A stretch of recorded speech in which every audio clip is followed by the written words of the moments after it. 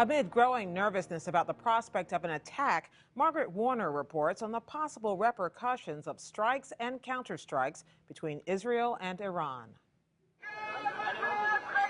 Some 1,000 protesters marched in Tel Aviv last weekend, urging the Israeli government not to attack Iran's nuclear facilities.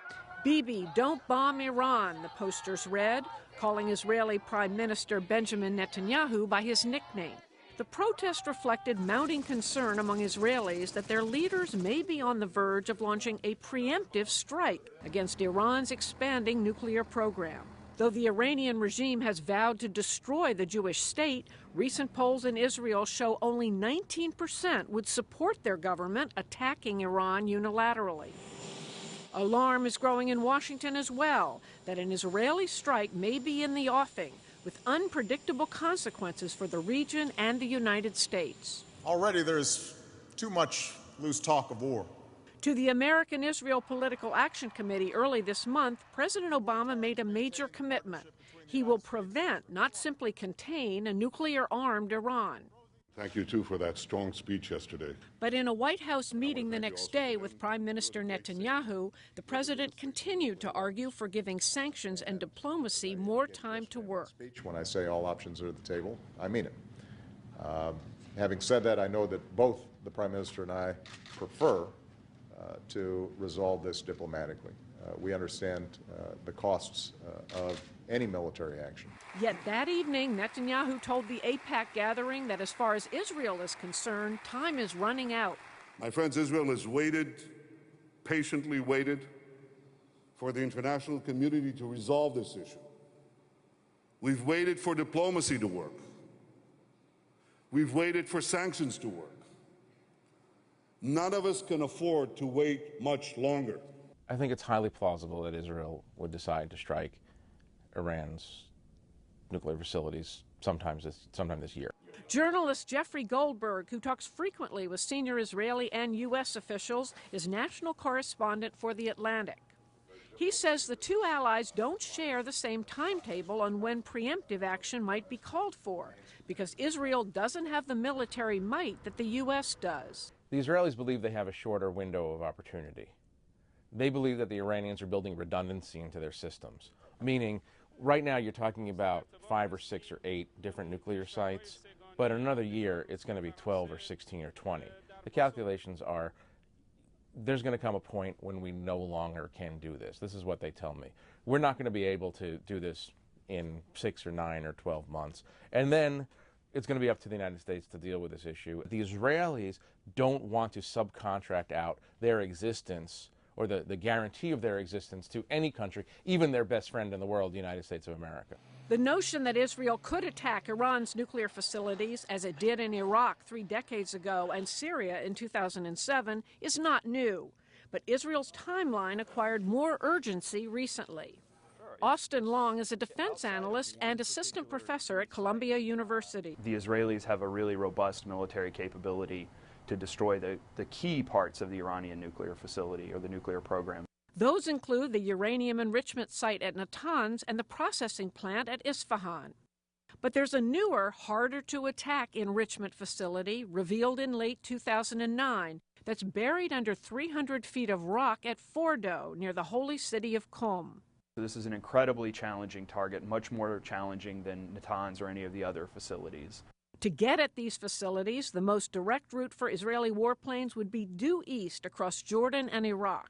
To most sites, Long said, Israel will likely deploy its modified F-16 jets carrying 2,000-pound bunker buster bombs. To Fordo would go its F-15 jets carrying 5,000 as well as 2,000-pound bombs. But those bombs would have to hit with unprecedented precision. It would require 6 or 7 5,000-pound bunker busters sort of impacting one after another on the same spot. You would have opened essentially a crack or a tunnel down through 80-90 meters of rock. The idea would be to have one bomb that finally went all the way through into the space where the centrifuges are and then exploded.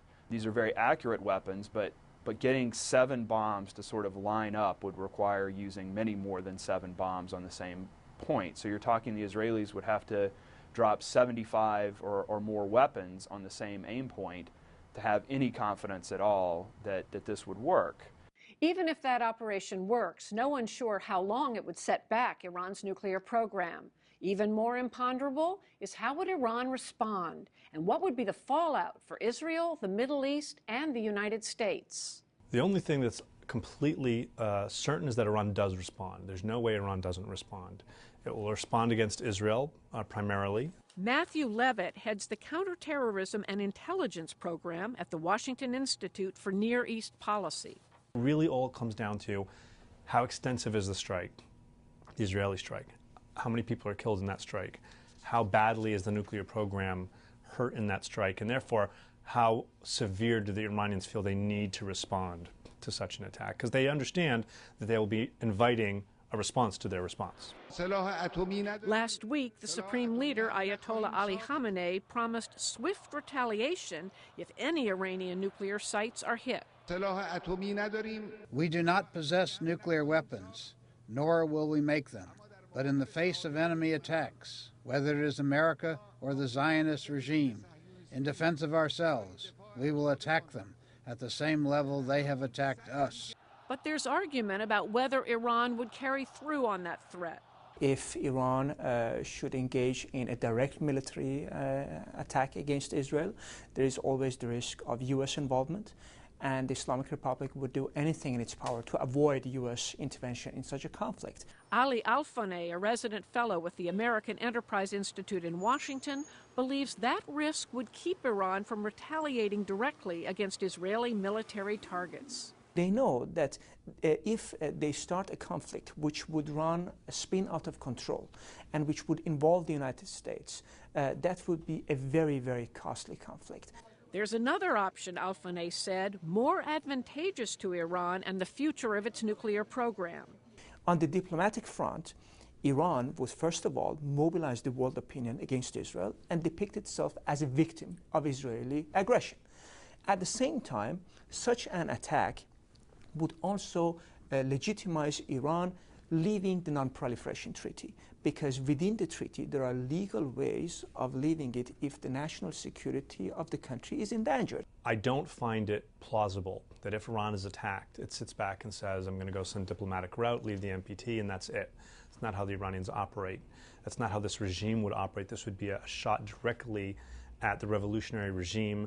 Iran has many tools at its disposal: its own missiles, its Revolutionary Guard and elite Quds strike force, and proxies like Hezbollah militants to Israel's north in Lebanon, and Hamas and other militants in Gaza to Israel's south.